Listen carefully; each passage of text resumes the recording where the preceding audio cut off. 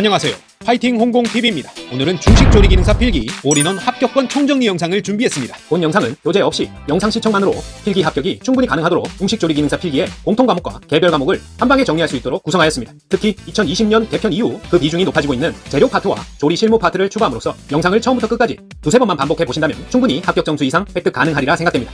현재 중식 조리 기능사의 과목별 문항수는 제1과목 위생관리에서 15문제, 2과목 안전관리에서 5문제, 3과목 재료와 영양, 구매관리에서 20문제 이상 출제되고 있고, 그리고 중식 조리 기능사에 특화된 조리 실무 파트에서 역시 20문제, 총 60문제가 출제되고 있습니다. 그래서 60분 동안 60점 이상을 획득하는 것이 목표가 되겠습니다.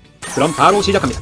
행인 두부라고 있는데요. 이 행인이라는 말이 살구씨입니다. 그래서 당연히 행인 두부의 주 재료는 살구씨다.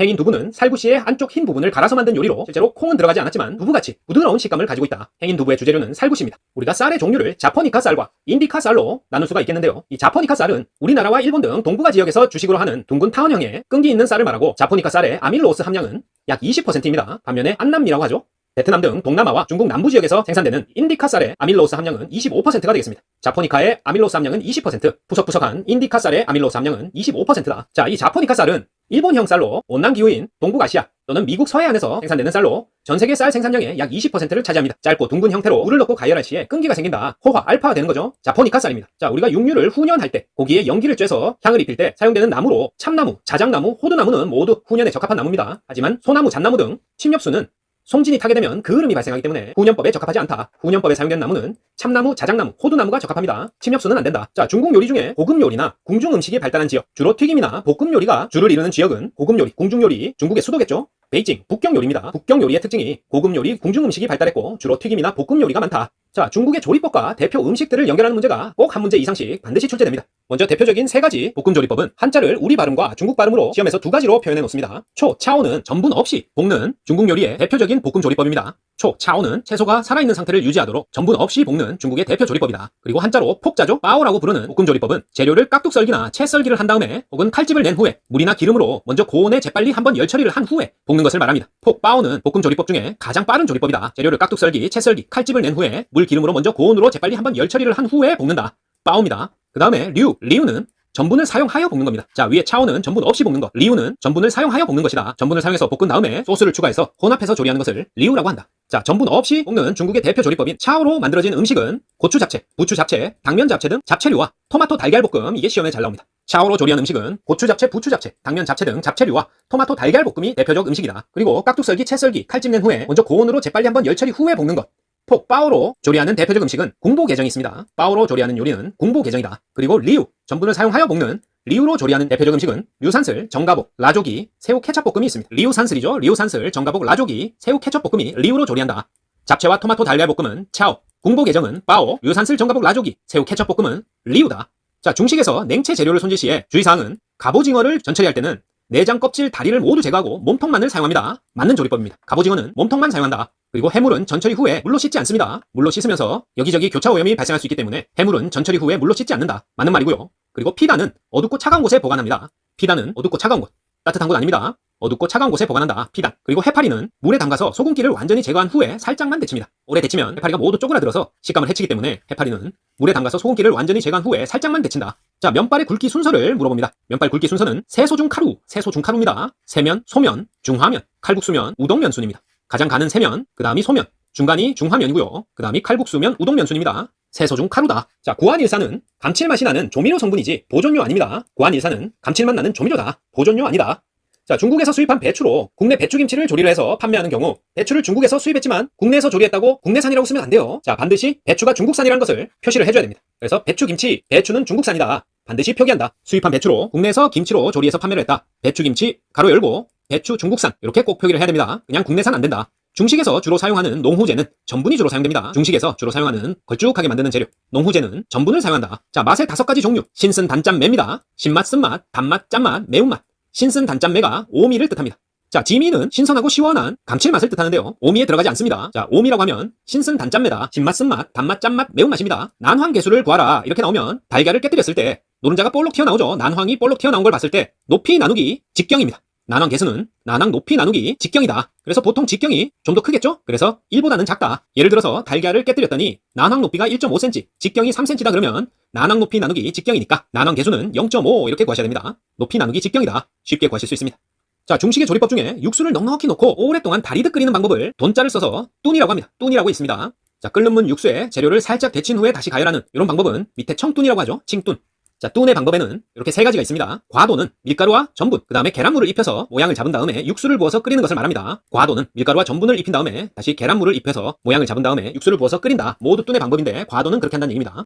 자, 청도는 끓는 문 육수에 살짝 데친 뒤에 다시 가열하는 것입니다. 청돈. 그 다음에 격수돈, 거스웨이뚠. 격수돈은 끓는 물과 육수에 살짝 데친 후에 그릇에 옮겨 담고 다시 육수를 붓고 뚜껑을 닫아 끓이거나 수증기로 익힌다. 좀 더 복잡하죠? 격수돈입니다. 청돈과의 차이점은 청돈은 살짝 데친 후에 그냥 가열하면 되는데 격수돈은 살짝 데친 후에 옮겨 담고 육수 붓고 뚜껑 닫고 끓이거나 수증기로 익힌다. 이런 설명이 나오면 격수돈이 되겠습니다. 자, 아까 봤던 인디카 쌀의 아밀로스 함량은 25%였죠? 자, 이 인디카 쌀은 중국 남부나 베트남에서 생산되는 푸석거리는 안남미입니다. 생김새는 길고 가는 형태의 장립형이다. 후 불면 날아갈 것 같이 끈기가 없고 푸석거린다. 인디카 쌀입니다. 아밀로스 함량은 25%. 사천 요리에서, 수추안 요리에서 주로 사용하는 향신료로 식욕 촉진과 기관지 기능 향상에 효능이 있는 향신료는 산초입니다. 산초. 사천 요리에서 주로 사용하는 향신료로 식욕 촉진, 기관지 기능 향상에 효능이 있는 산초 기억해 주시고요. 자, 광동 요리의 특징은 소금과 기름을 적게 사용해서 담백한 맛을 낸다. 느끼하지 않다. 그런 특징이 있고 게, 뱀, 쥐, 원숭이 등 다양한 요리를 만들어냅니다. 대표적인 음식은 광동식 탕수육, 상어 지느러미 찜이죠. 샥스핀찜, 팔보채, 어린 통돼지 구이 등이 광동 요리의 대표적 음식이고 장식과 색채를 중시하고 동서양의 요리 스타일이 혼합되어 있다. 광동 요리의 특징이 되겠습니다. 소금과 기름을 적게 사용하여 담백한 맛을 내고 느끼하지 않다. 장식과 색채를 중시하고 동서양 요리가 혼합되어 있는 요리가 광동 요리가 되겠습니다. 참기름과 대두유, 면실류는 요오드가가 100에서 130 요 사이에 있습니다. 하지만 들기름은 요오드가가 130 이상 되는 건성류다. 그래서 요 네 가지 중에 건성류를 찾으라 그러면은 들기름 찾으셔야 됩니다. 요오드가 130 이상의 건성류는 들기름이다. 참기름, 대두유, 면실류는 요오드가 100에서 130이 되겠습니다. 자, 아까 봤던 중식의 볶음 조리법에 추가해서 중식의 조리법 중에 열 전도체의 종류에 따라 조리법을 나눌 수도 있는데요. 물을 이용하느냐, 기름을 이용하느냐, 증기를 이용해서 익히느냐에 따라서 조리법을 분류할 수가 있습니다. 그래서 문제는 다음 중 조리법의 종류가 다른 것은 하고 각 종류별로 묶여있는 것을 구별해낼 수 있어야 됩니다. 그래서 물을 이용해서 조리를 한다. 배, 소, 돈, 민이 되겠습니다. 바, 샤오, 뚠, 먼이 되겠고 기름을 이용해서 조리한다. 초팽폭작, 류전, 차오펑, 빠오, 짜, 리우, 지엔 되겠습니다. 그리고 증기를 이용하는 것은 오증, 쩡이 되겠습니다. 자, 좀 어렵지만 시험에 자주 출제되는 부분이 되겠습니다. 물을 이용해서 재료를 넣고 끓이거나 조림을 하는 방법이죠. 배, 소, 돈, 민, 바, 샤오, 뚠, 먼 되겠고요. 기름을 이용한다. 튀기거나 지지는 게 되겠습니다. 초, 차오, 팽펑, 폭바오, 작자, 류, 리우, 전, 찌엔이 되겠습니다. 그리고 증기를 이용하는 것은 증정이 되겠어요. 자, 그리고 발효시킨 메주콩에 고추를 갈아넣고 양념을 첨가해서 매콤하게 만든 것이 두반장입니다. 또반지양이 되겠죠. 또반지양. 발효시킨 메주콩에 고추를 갈아넣고 양념을 첨가해서 매콤하게 만든 또반지양, 두반장입니다. 중식에서 후식은 더운 것부터 찬 것 순으로 바스를 가장 먼저 냅니다. 우리가 흔히들 마탕이라고 부르는 바스. 중국 발음입니다. 바스. 바스는 씨를 뽑다라는 뜻으로 따뜻한 후식입니다. 차가운 거 아니다. 바스고요. 자, 차가운 것은 요 아래에 타피오카를 주 재료로 해서 여러 가지 식재료를 혼합해서 냉장고에 차게 보관하는 자, 그림과 같은 후식이 시미루입니다. 시미루. 시미로. 자, 여기 투명한 알갱이가 이게 타피오카 알갱이가 되겠는데요. 이 버블티의 펄. 버블티의 펄도 이 타피오카로 만들죠. 그래서 타피오카를 주재료로 해서 망고나 메론 등 여러 가지 과일이나 식재료를 혼합해서 차갑게 내는 중국의 대표적인 후식이 시미루입니다. 시미루. 자, 채소류를 튀길 때 적당한 기름 온도는 160에서 170도예요. 채소류를 튀길 때 적당한 온도는 160에서 170도다. 버터나 마가린 등 발연점이 낮은 유지류는 튀긴 기름으로 적합하지 않습니다. 당연하겠죠. 버터나 마가린 등은 발연점이 낮아서 튀긴 기름으로 적합하지 않다. 대두유, 미각류, 옥수수유는 화학적으로 만드는 정제유입니다. 반면에 참기름은 압착유다. 참기름이나 올리브유 같은 것은 압착해서 만드는 압착유고 대두유, 미각류, 옥수수유는 정제유입니다. 중식에서의 칼 사용법은 선도법, 필도법, 절도법, 그리고 땡땡법 있는데요. 먼저 선도법은 타원을 그리면서 깎는 것을 선도법이라고 하고 필도법, 그림 그리듯이 재료 표면을 깎아내는 것을 필도법이라고 합니다. 그리고 절도법은 큰 형태를 만들 때 사용한다. 자, 그리고 재료를 찔러서 활용하는 칼 사용법, 도법으로 생선 비늘, 옷주름, 꽃 조각 등에 활용을 하는 칼 사용법을 착도법이라고 합니다. 착 찔러 넣는다. 칼을 착 찔러 넣는 칼 사용법이 착도법이다. 생선 비늘, 옷주름, 꽃 조각에 활용하는 착도법. 다시 한번 선도법은 타원을 그리면서 깎는다. 필도법은 그림 그리듯이 재료 표면에 그림 그리듯이 깎는 필도법. 절도법은 큰 형태를 만들 때 사용한다. 그리고 착 찔러서 생선 비늘, 옷주름, 꽃 조각에 활용하는 것이 착도법입니다. 자, 소화가 잘 되게 하기 위해서 압맥과 할맥으로 가공하는 공유는 보리입니다. 보리, 맥. 보리를 기계로 납작하게 누른 압맥, 그리고 세로로 2등분해서 쌀처럼 다듬어서 정제한 할맥, 모두 맥이죠. 보리입니다. 자, 각 곡류에 들어있는 단백질이 모두 다른데요. 옥수수의 대표 단백질은 제인입니다. 그리고 쌀의 단백질은 어리제닌이다. 밀의 단백질은 글루텐, 보리의 단백질은 호르데인이다. 호르데인, 보리. 옥수수 단백질 제인이고요. 쌀 단백질 어리제닌, 쌀오리, 밀글루. 밀은 글루텐이고 보리오르 호르데인입니다. 보리 호르데인.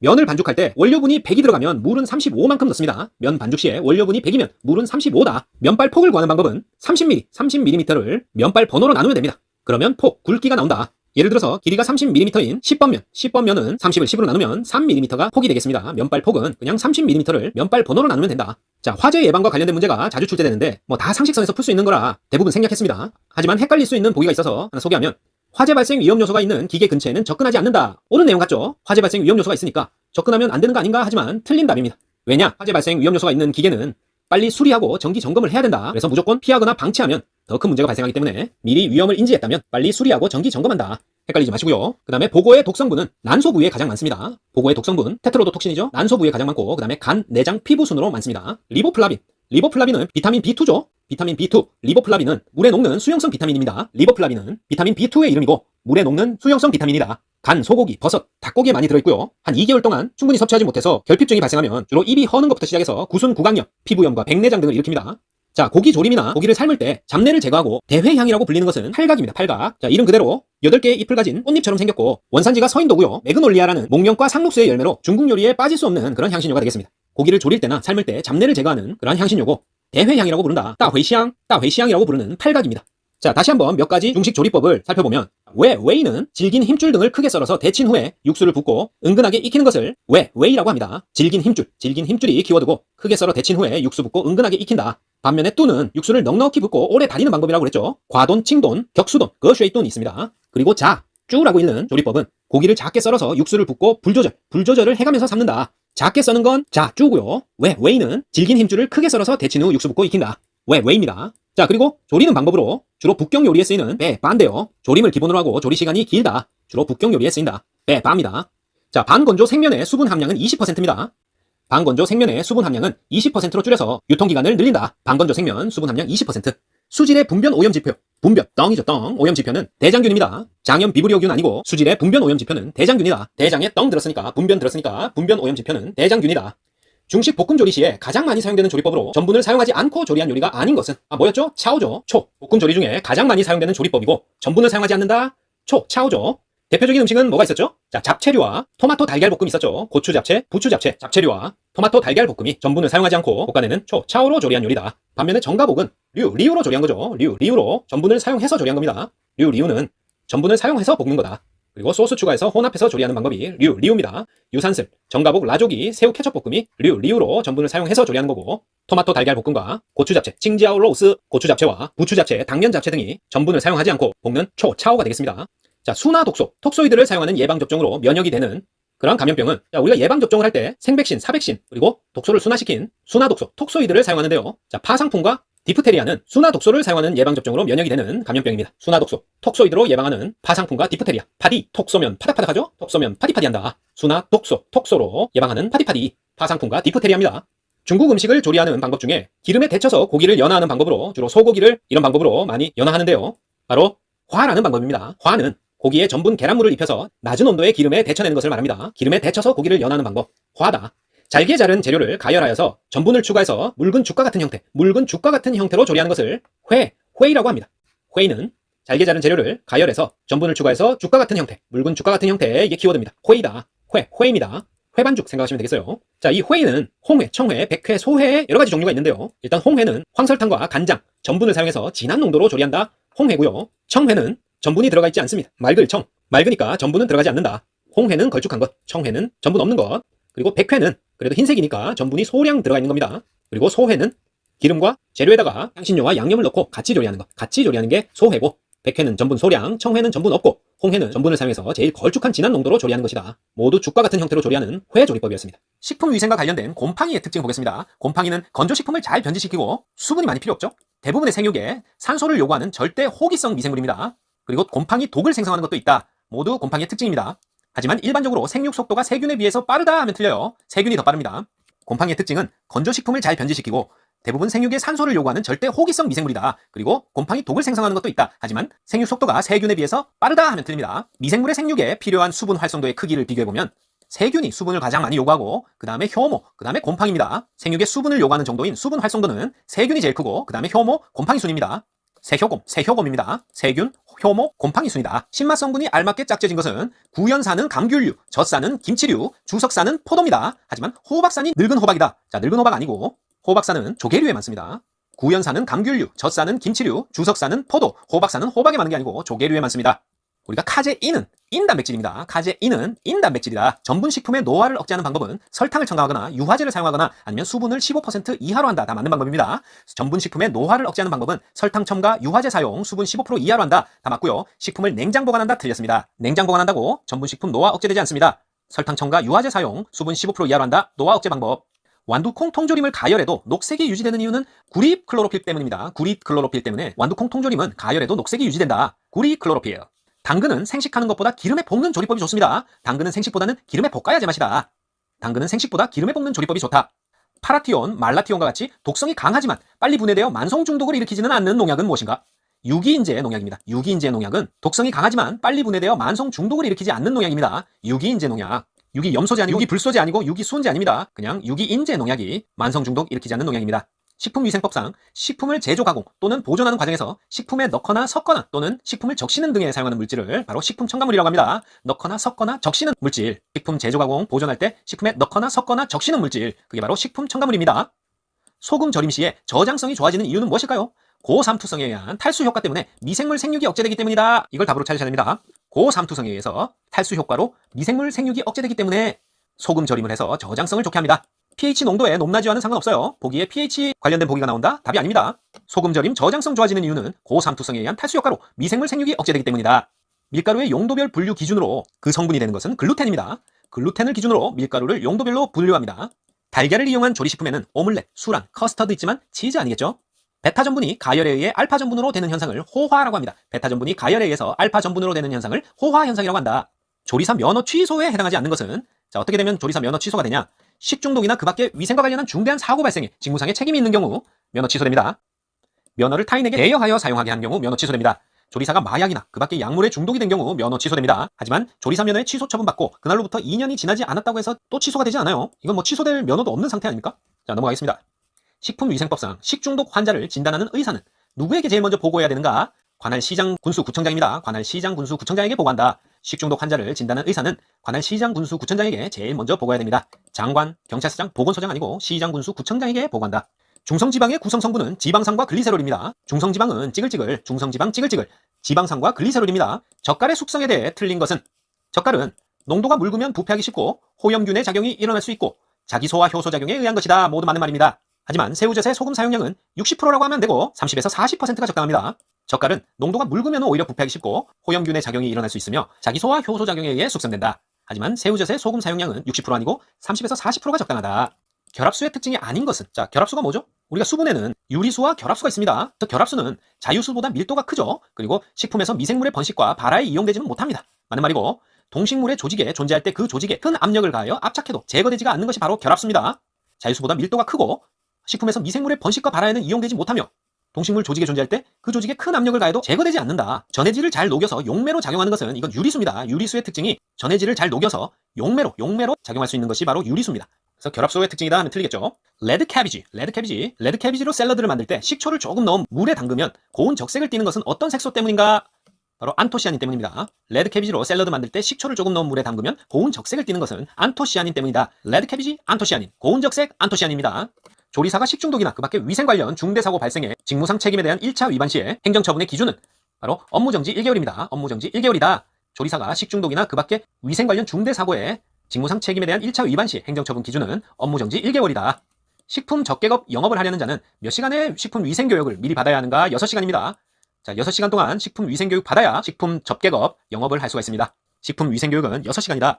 즉석 판매 제조, 가공업선에 원하는 만큼 덜어서 직접 최종 소비자에게 판매하는 대상 식품은 어떤 게 있을까요? 된장, 식빵, 우동은 괜찮습니다. 된장, 식빵, 우동은 업소 내에서 원하는 만큼 덜어서 직접 최종 소비자에게 판매할 수 있습니다. 하지만 어육 제품 안 됩니다. 된장, 식빵, 우동은 원하는 만큼 덜어서 최종 소비자에게 판매할 수 있고 어육 제품은 안 된다. 식품 첨가물의 주요 용도로 연결이 옳은 것은 호박산은 산도 조절제입니다. 호박산은 산도 조절제다. 이산화티타늄은 발색제가 아니라 착색제입니다. 그리고 명반은 보존료가 아니라 응결제, 매염제입니다. 응결을 시키거나 염색을 매게 하는 작용을 한다. 3-이산화철은 표백제가 아니라 착색제입니다. 바나나의 꼭지나 곤약 등을 착색하는 데 쓰입니다.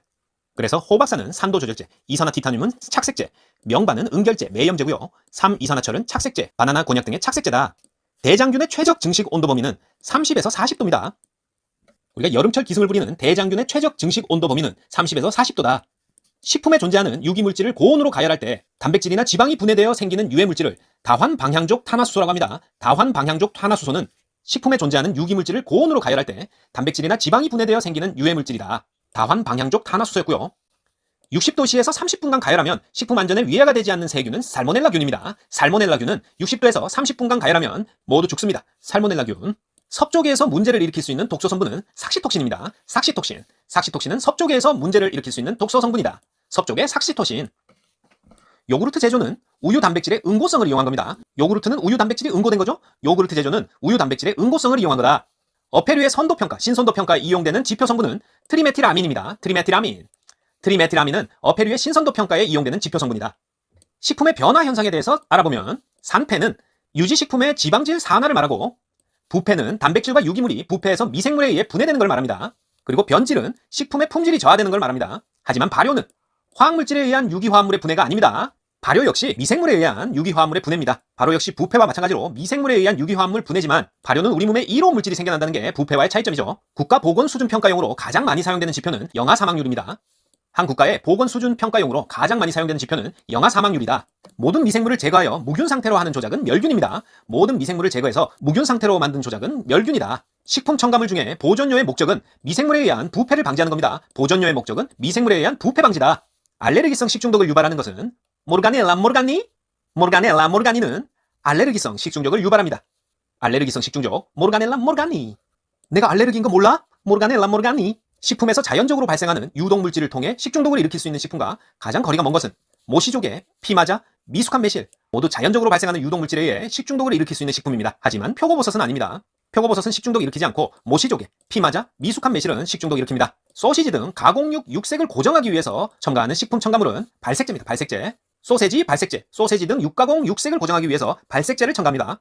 착색제 아니고 발색제다. 소독의 지표가 되는 소독제는 석탄산입니다. 자, 석탄산이 소독의 지표가 됩니다. 밑에 거 다 아닙니다. 석탄산이 소독의 지표가 된다. 소독의 지표 석탄산. 과거 일본의 미나마타병의 집단 발병 원인이 되는 중금속은 수은입니다. 수은. 수은이 미나마타병 집단 발병 원인이다. 미나마타 수은입니다. 칼슘과 인이 소변 중으로 유출되는 골연화증, 신장장애 등을 유발하는 중금속은 카드뮴입니다. 카드뮴. 골연화증, 신장장애는 카드뮴이다. 자, 총리령에 의하면 보존식은 매회 1인분 분량을 영하 18도 이하로 144시간 이상 보관을 해야 됩니다.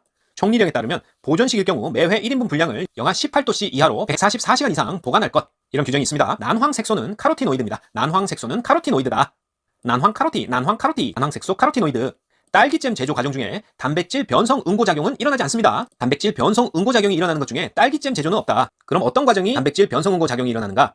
딸기잼 말고 치즈 가공, 두부 제조, 달걀 삶기에서 단백질 변성 응고작용이 일어납니다. 치즈 가공, 두부 제조, 달걀 삶기에서는 일어나고 딸기잼 제조에서는 단백질 변성 응고작용이 일어나지 않는다. 자, DTP 기본 접종과 관계 있는 병은 디프테리아, 파상풍, 백일해입니다. 풍진과 관련 없어요. DTP. DTP는 디프테리아, 파상풍, 그 다음에 백일해입니다. 디파백이 DTP 디파백입니다.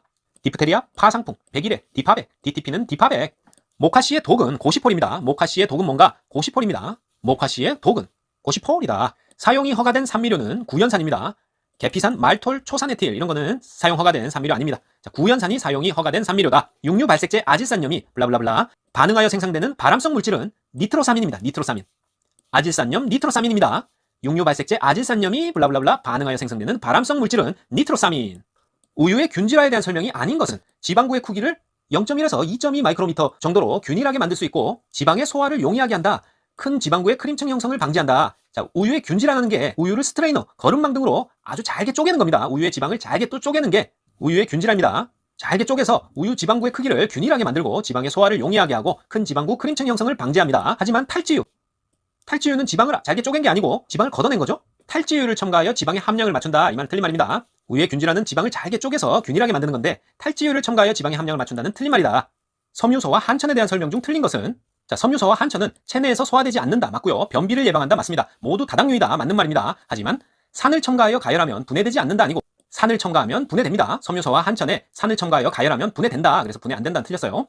섬유소와 한천은 체내에서 소화되지 않고 변비를 예방하고 모두 다당류이다. 그리고 산을 첨가하여 가열하면 분해된다. 미생물의 3대 생육 조건에는 수분, 온도, 영양소입니다. 수분, 온도, 영양소는 미생물의 3대 생육 조건이다. 탄수화물 5탄당에 해당되는 것은 자일로스, 아라비노스, 리보스 이렇게는 탄수화물 5탄당에 해당하고 갈락토스는 해당되지 않습니다. 자일로스, 아라비노스, 리보스, 짜리, 앞자만 따서 짜리는 탄수화물 5탄당입니다. 황함유 아미노산에는 어떤 게 있는가? 시스테인, 메티오닌, 시시메가 황함유 아미노산입니다. 황함유 아미노산에는 시스테인, 메티오닌 있습니다. 시시메. 하지만 트레오닌 아닙니다. 트레오닌은 황함유 아미노산 아니다. 전자레인지의 주된 조리 원리는 초단파입니다. 전자레인지 초단파예요. CA 저장에 가장 적합한 식품은 과일류입니다. CA 저장에 가장 적합한 식품. CA 저장, Controlled Atmosphere Storage. CA 저장에 가장 적합한 식품에는 청과류, 과일류가 있습니다. CA 저장은 이산화탄소, 질소, 산소 등 대기 조성 성분을 조절해서 오랫동안 보관에 적합하도록 만드는 건데요. 이산화탄소와 질소의 함량은 높이고 보통 산소량을 줄여서 산화를 방지하게 되겠습니다. 그래서 CA 저장에 가장 적합한 식품류는 청과류, 과일류다. 우유 아니고 생선류 아닙니다. 과일의 일반적인 특성과 달리 지방 함량이 가장 높은 과일은 아보카도입니다. 아보카도는 과일의 일반적 특성과 달리 지방 함량이 가장 높은 과일입니다. 열 전도율이 커서 열을 전달하기 쉬운 조리기구 재질은 알루미늄입니다. 알루미늄은 열 전도율이 커서 열을 전달하기 쉬운 조리기구 재질이에요. 과실의 젤리와 삼요소는 당산팩틴입니다. 당산팩틴이 과일의 젤리와 삼요소입니다. 젤라틴 아닙니다. 당산팩틴이 과실의 젤리와 삼요소다. 소고기의 부위별 용도와 조리법으로 틀린 것은 앞다리로 불고기 육회 장조림 만드는 거 맞습니다. 우둔으로 산적 장조림 육포 만들고요. 목심으로 불고기 국거리 하는 거 맞습니다. 하지만 설도로 탕 샤브샤브 육회 어울리지 않습니다. 탕 샤브샤브 육회는 사태살이 적합합니다. 사태 부위가 적합해요. 탕 샤브샤브 육회는 사태 부위가 적합하다. 그러면 설도는 어디에 적합한가? 설도로는 역시 산적 장조림 육포 만듭니다. 앞다리로는 불고기 육회 장조림, 우둔으로 산적 장조림 육포, 목심으로 불고기 국거리, 설도 역시 산적 장조림 육포입니다. 그리고 탕 샤브샤브 육회는 사태살이 적합하다. 자, 하루의 필요 열량이 2,500kcal일 경우에 이 중에 18%에 해당되는 열량을 단백질에서 얻으려 한다면 필요한 단백질의 양은 얼마인가? 자, 계산 문제죠. 이런 문제는 반드시 단백질 1g이 몇 kcal인가를 알고 있어야 풀 수 있습니다. 단백질 1g은 4kcal입니다. 그래서 2,500kcal 중에 단백질에서 얻는 이 18%가 몇 kcal인가를 구하고 그 kcal에다가 4로 나누어주면은 단백질 양이 나오겠죠. 그래서 단백질 1g이 4kcal이다. 요걸 알고 있어야 환산이 가능합니다. 2,500kcal에서 18%에 해당하는 칼로리를 구하려면 100분의 18을 곱해줘야 되겠죠? 2,500 곱하기 18 나누기 100. 자, CBT 시험에서 옆에 계산기를 활용해서 계산을 해줍니다. 그러면 450kcal가 나옵니다. 자, 단백질 g을 구하려면 이 450kcal를 g으로 바꿉니다. 4로 나누어서 g으로 바꿉니다. 450 나누기 4 하면은 112.5g이 나오겠습니다. 우유의 카제인을 응고시킬 수 있는 것은 식초, 레닌, 탄닌입니다. 설탕 아니고 소금 아니다. 우유의 카제인을 응고시킬 수 있는 것은 식초, 레닌, 탄닌, 식닌닌이다. 식닌닌닌닌닌이다. 카제인 응고입니다. 식닌닌. 실내 공기오염 지표는 이산화탄소입니다. 이산화탄소 양을 가지고 실내 공기오염 지표를 측정한다. 이산화탄소. 기생충과 중간숙주의 연결이 틀린 것은 12지장충, 모기 아니고요. 말라리아는 사람 중간숙주 맞습니다. 폐흡충, 가재, 개 중간숙주 맞고요. 무구조충은 소를 중간숙주로 하는 거 맞습니다. 하지만 12지장충이나 회충은 중간숙주가 없습니다. 왜냐? 알로 감염하기 때문에 중간숙주가 없다. 그리고 모기는 사상충, 애완견 등에서 많이 걸리는 심장사상충 중간숙주입니다. 12지장충, 회충은 알로 감염되기 때문에 중간숙주 없다. 모기는 사상충의 중간숙주고 말라리아는 사람, 폐흡충은 가재, 개가 중간숙주고 무구조충은 소가 중간숙주입니다. 비말 감염되는 결핵, 백일해, 디프테리아입니다. 기침이나 재채기, 말을 할 때 튀게 되는 이 비말로 감염되는 것은 결핵, 백일해, 디프테리아지 발진열은 비말 감염 아닙니다. 그래서 이걸 비밀로 바꾸면 결백한 디프테리아는 이 비밀 때문에 망한다. 결핵, 백일해, 디프테리아는 비말 감염입니다. 수질 오염 파악을 위해서 이 BOD, 생물화학적 산소 요구량이죠. BOD를 측정 시에 20도씨에서 5일간 측정합니다. BOD, 20도씨에서 5일간 측정한다. BOD 측정은 20도씨에서 5일간 측정합니다. 김치 저장 중에 김치 조직의 연부 현상, 김치가 물러지는 현상이죠. 김치가 익어서 물러지는 연부 현상이 일어나는 이유는 조직을 구성하고 있는 팩틴질이 분해되기 때문에 연부 현상이 일어나는 겁니다. 그리고 미생물이 팩틴 분해 효소를 생성하기 때문에 연부 현상이 일어난다. 그것도 맞습니다. 그리고 용기에 꾹 눌러담지 않아서 내부에 공기가 존재하게 돼서 호기성 미생물이 성장 번식하기 때문에 연부 현상이 일어난다. 이 말도 맞는 말입니다. 하지만 김치가 국물에 잠겨서 수분을 흡수하기 때문에 일어난다. 이건 틀린 답이에요. 약간 까다로운 문제입니다. 연부 현상이 일어나는 이유.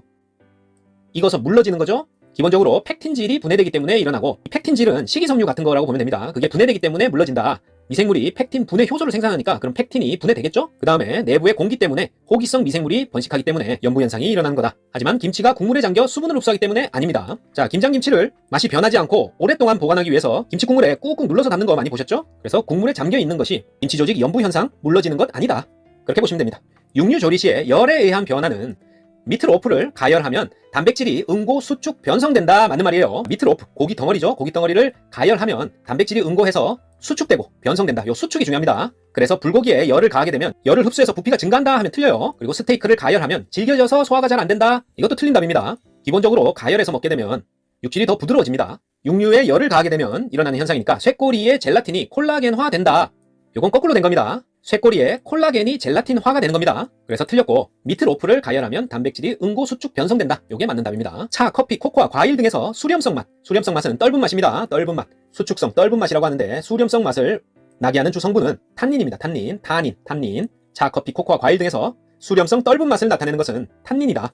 설한염, 피부암, 결막염 등은 자외선에 의해 인체의 건강 장애를 일으키는 주요 증상입니다. 폐기종은 아니에요. 자외선에 의해서 인체에 가져오는 건강 장애는 설한염, 피부암, 결막염입니다. 자외선에 의해서 피결설이 떠돌고 있다. 그렇게 암기될까요? 자외선에 의해서 피결설, 피살설이 아니고 피결설이 떠돈다. 설한염, 피부암, 결막염은 자외선에 의한 겁니다. 그리고 열경련, 일사병, 열쇠약 모두 열에 의한 거죠. 고열장애로 인한 직업병입니다. 하지만 참호족은 아니에요. 자, 참호족은 군대 참호 속에서 한겨울에 발이 동상 걸리는 겁니다. 열경련, 일사병, 열쇠약이 고열장애로 인한 직업병이다. 유지의 발연점, 연기가 발생한다. 그런 발연점이 낮아지는 원인은 자, 튀김기의 표면적이 넓은 경우 낮은 온도에서 연기가 발생해버리는 거죠. 표면적이 넓으니까 빨리 끓어오르겠죠. 그리고 기름에 이물질이 많이 들어있는 경우 발연점이 또 낮아지게 되겠습니다. 그리고 오래 사용하여 기름이 지나치게 산패됐다. 이때도 발연점이 낮아지게 되겠습니다. 하지만 유리지방산의 함량이 낮은 경우, 자, 산의 함량이 낮다 그러면은 발연점이 낮은 경우가 아니에요. 자, 이건 어떻게 이해하냐? 일단 발연점, 스모크 포인트란 연기가 지속적으로 나는 온도, 기름이 타기 시작하는 온도, 조리 중인 식품에서 탄맛이 나기 시작하는 온도, 기름의 영양소가 파괴되는 온도, 인화점, 발화점은 발연점보다 높다. 그러니까 발연점을 거쳐서 인화점, 발화점에 도달하는 겁니다. 이게 발연점인데, 자, 그래프를 보시면 산도가 높을수록 발연점은 낮아진다. 자, 산도와 발연점은 반비례하게 되겠습니다. 이 산도가 높다 그러면은 불이나 연기가 빨리 난다. 낮은 온도에서 난다는 거겠죠. 그래서 이 발연점이 그 온도인데 그게 점점 낮아지겠죠. 산도가 많을수록 발연점은 오히려 낮아진다. 그렇게 이해하시면 이해하기 쉬울 겁니다. 어쨌든 우리는 이런 그래프는 출제 안 되니까 튀김기의 표면적이 넓다, 공기와 접촉을 많이 하는 거죠. 그리고 이물질이 많이 들어있는 경우, 그리고 오래 사용해서 기름이 지나치게 산패됐다, 산패된 경우 발연점이 낮아지고 유리지방산의 함량이 높은 경우 발연점이 낮아지겠지만 낮은 경우는 여기에 속하지 않겠다. 그렇게 이해하면 되겠습니다. 자, 자주 출제되는 각 필수 영양소의 열량을 구하는 문제네요. 수분, 섬유질, 무기질은 일단 열량 계산에 들어가지 않습니다. 자, 당질, 탄수화물이죠. 40g, 단백질 5g, 지방 3g이 들어있는 식품의 열량은 자, 탄수화물, 당질, 단백질, 지방의 1g당 각각 발생되는 열량을 암기하고 있어야 되겠죠? 그래서 탄수화물, 당질은 1g당 4kcal, 단백질도 4kcal, 지방은 9kcal다. 그래서 449다, 449. 탄단지는 449. 이렇게 외우셔야 됩니다. 탄단지는 449. 그래서 당질 40g 곱하기 4kcal, 단백질 5g 곱하기 4kcal, 지방 3g, 9kcal. 각각 곱해서 더해주면은 207kcal가 되겠습니다. 그래서 탄단지는 449, 탄단지는 449. 그렇게 암기하면 됩니다. 자, 1인 1식 급수량이 가장 많이 필요한 시설은 병원 급식입니다. 1인 1식 급수량이 가장 많이 필요한 시설은 학교 보통 산업체 급식 아니고 병원 급식입니다. 생선의 비린내를 억제하는 방법은 물로 깨끗이 씻어 수용성 냄새 성분을 제거한다. 조리 전에 우유에 담가둔다. 생선 단백질이 응고된 후에 생강을 넣는다. 다 비린내 억제 방법 맞고요. 처음부터 뚜껑 닫고 끓여서 생선을 완전히 응고시킨다. 아닙니다. 뚜껑 닫으면 더 비린내가 납니다. 생선 비린내 억제 방법은 물로 깨끗이 씻고 조리 전에 우유에 담가두고 단백질 응고 후에 생강을 넣어줍니다. 조리 시 비타민과 무기질의 변화를 살펴보면 비타민 A는 지방 음식과 함께 섭취할 때 흡수율이 높아진다. O. 지방 음식과 함께 섭취할 때 흡수율이 높아진다. O입니다. 하지만 비타민 D는 자외선과 접하는 부분이 클수록 오래 끓일수록 파괴율이 높아진다. X예요. 매우 안정된 생체 원소입니다. 우리가 자외선을 쐬야지만 비타민 D가 우리 몸속에서 생산되죠. 그래서 접하는 부분이 클수록 파괴율 높아진다 아니고 오래 끓일수록 파괴율 높아진다 아니에요. 그대로 존재합니다. 안정된 생체 원소다. 과일을 깎을 때 쇠칼을 사용하는 것이 맛, 영양가, 외관상 좋다. 상식적으로는 아니죠. 쇠칼로 깎게 되면 갈변이 가속되고 영양소가 파괴됩니다. 조리 시에 첨가하는 물질의 역할을 보면 식염은 면 반죽의 탄성 증가 맞습니다. 식초는 백색 채소의 색고정, 구리는 녹색 채소의 색고정, 이것도 맞고요. 하지만 중조는 베이킹소다죠. 탄산수소 나트륨. 중조는 펙틴 물질의 불용성을 강화한다. 틀렸습니다. 그런 기능 없고 중조의 역할은 알칼리를 띠기 때문에 산성을 중화시킬 때 씁니다. 그리고 아까 펙틴은 식이섬유라고 했죠. 수용성 식이섬유입니다. 펙틴 물질의 불용성을 강화한다 이 말 자체가 틀렸어요. 그래서 식염은 면 반죽 탄성 증가, 식초는 백색 채소 색고정, 구리는 녹색 채소 색고정이다. 중조, 베이킹소다는 알칼리를 띈다. 펙틴은 수용성 식이섬유다. 이런 사실을 알고 넘어가면 되겠습니다. 과일 향기의 주성분은 에스테르입니다. 에스테르. 과일 향기가 주로 나는 향수 브랜드 에스테르입니다. 알데히드 아닙니다. 불건성류에 속하는 것은 땅콩 기름입니다. 자, 우리가 식용으로 먹는 그런 유지에는 건성류, 반건성류, 불건성류 있는데요. 자, 하나씩 살펴보면 건성류에는 아마인류, 들기름이 속합니다. 자, 이를 나누는 기준은 요오드가인데요. 요오드 값이 130 이상이 드라잉 오일, 건성류고요. 100에서 130까지가 반건성류입니다. 그리고 아이오딘 값이라고도 하는 이 요오드 값이 100 이하인 것이 바로 불건성류. 우리가 흔히 사용하는 올리브유나 땅콩류, 팜유 같은 것들이 불건성류에 속합니다. 건강에 좋고 나쁘고와는 상관없어요. 그래서 이 정도를 알고 있어야 풀 수 있는 문제입니다. 불건성류에 속하는 것은 땅콩 기름이다. 들기름은 건성류, 대두유는 콩기름이죠. 반건성유고 옥수수 기름도 반건성유입니다. 그래서 건성유, 반건성유, 불건성유는 요오드 값으로 결정되는데 불건성유는 아까 말했듯이 요오드 값 100 이하라서 산소와 화합을 안 해서 공기 중에서 잘 굳지 않는다, 산패되지 않는다, 그런 산패도와 관련이 있습니다.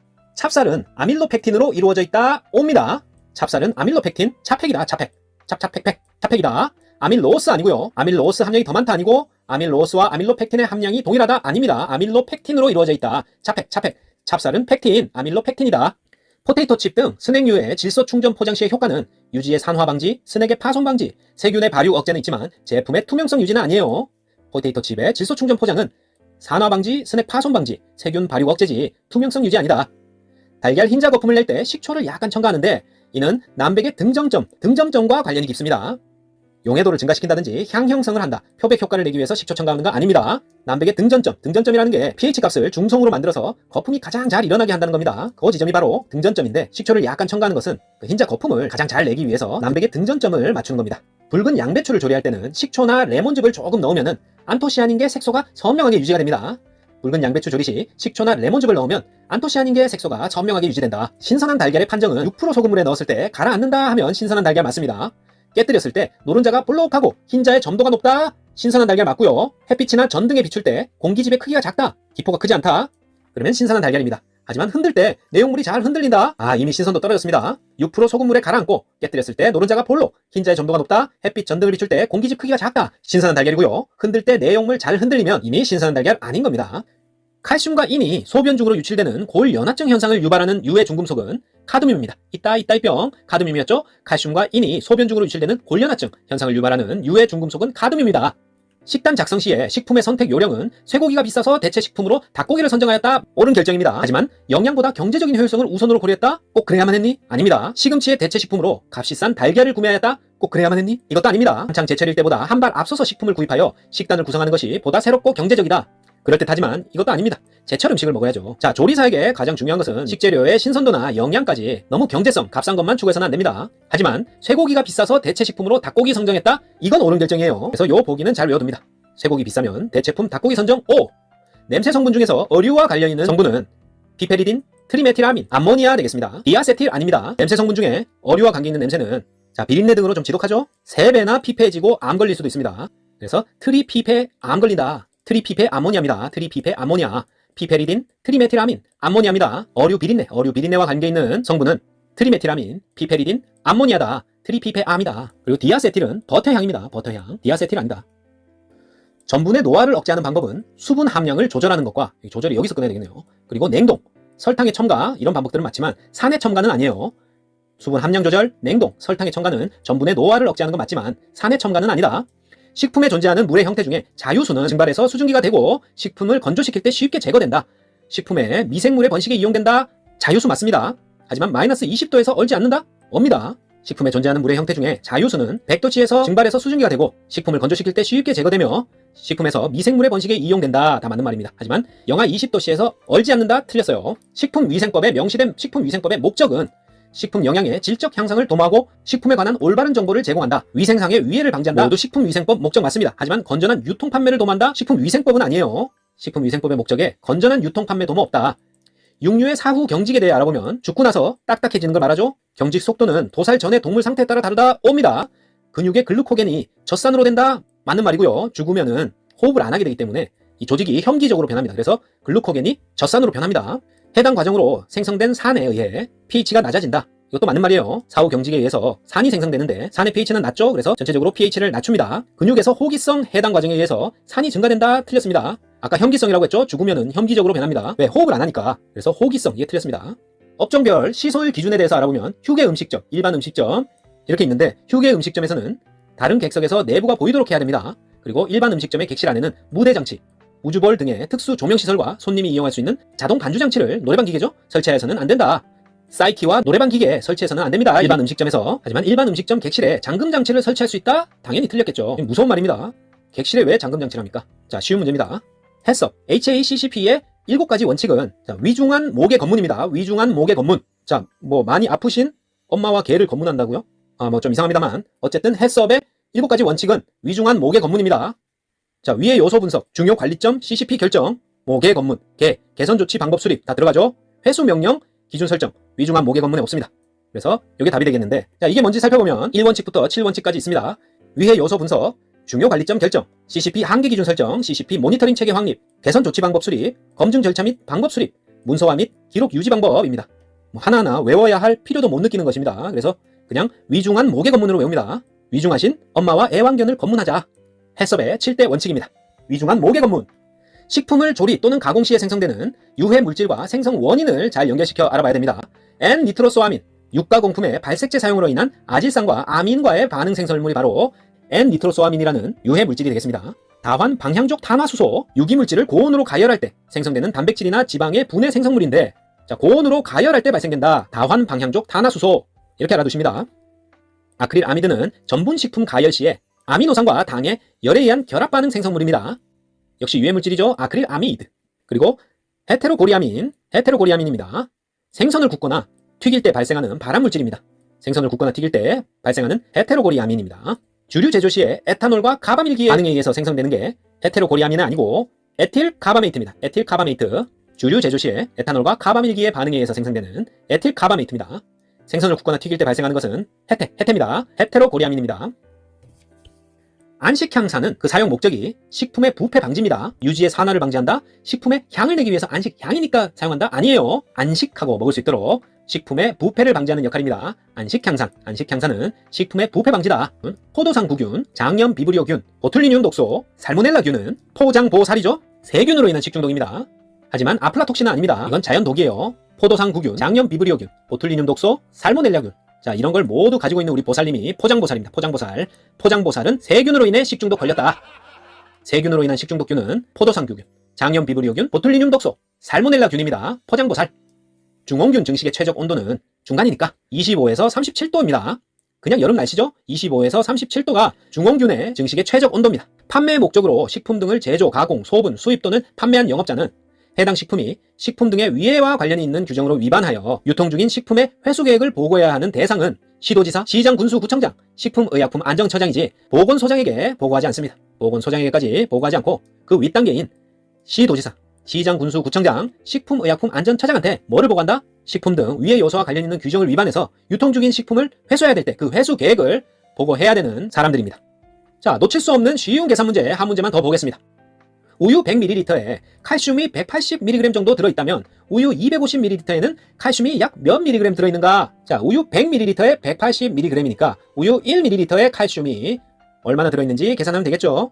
1.8mg겠죠? 1.8mg 나옵니다. 그래서 1ml에는 1.8이니까 250ml에는 250을 곱해주면 450mg 되겠습니다. 1번이 정답이겠네요. 이런 문제는 꼭 놓치면 안 되겠죠? 어떤 단백질의 질소 함량이 18%라면 이 단백질의 질소 계수는 약 얼마인가? 딱 한 가지 공식만 알고 계시면 됩니다. 질소 계수는 100%량이다. 질소 계수는 100%량이다. 퍼는 나누기죠? 그래서 질소 계수는 100 나누기 질소 함량입니다. 질소 함량이 18%라고 했기 때문에 그대로 100%량 100 나누기 18 하면 질소 계수는 5.56 나옵니다. 왼쪽 아래쪽에 CBT 시험에서 계산기를 켜셔서 간단하게 답을 구하실 수 있습니다. 그래서 질소 계수는 100%량이다. 5.56 체크하고 넘어가시면 되겠습니다. 보고 중독을 일으키는 독성분은 테트로도톡신입니다. 테트로도톡신은 보고 중독을 일으키는 독성분이다. 복태. 보고는 테트로도톡신. 과일 통조림으로부터 용출되어서 구토, 설사, 복통의 중독 증상을 유발할 가능성이 있는 물질은 주석입니다. 크롬 아니고 굴이 아닙니다. 통조림은 주석이다. 과일 통조림으로부터 용출되어 구토, 설사, 복통, 중독 증상을 유발할 가능성이 있는 물질은 주석입니다. 화학성 식중독의 원인은 중금속에 의한 중독, 유해성 식품 첨가물에 의한 중독, 그리고 환경오염에 기인하는 식품 유독성분 중독이 있습니다. 설사성 폐류 중독 아니에요. 자, 우리가 식중독의 원인이다 하면 세 가지로 나눌 수 있는데 미생물에 의한 식중독, 그리고 자연 식중독, 화학적 식중독, 이렇게 식중독은 세 가지로 분류할 수 있습니다.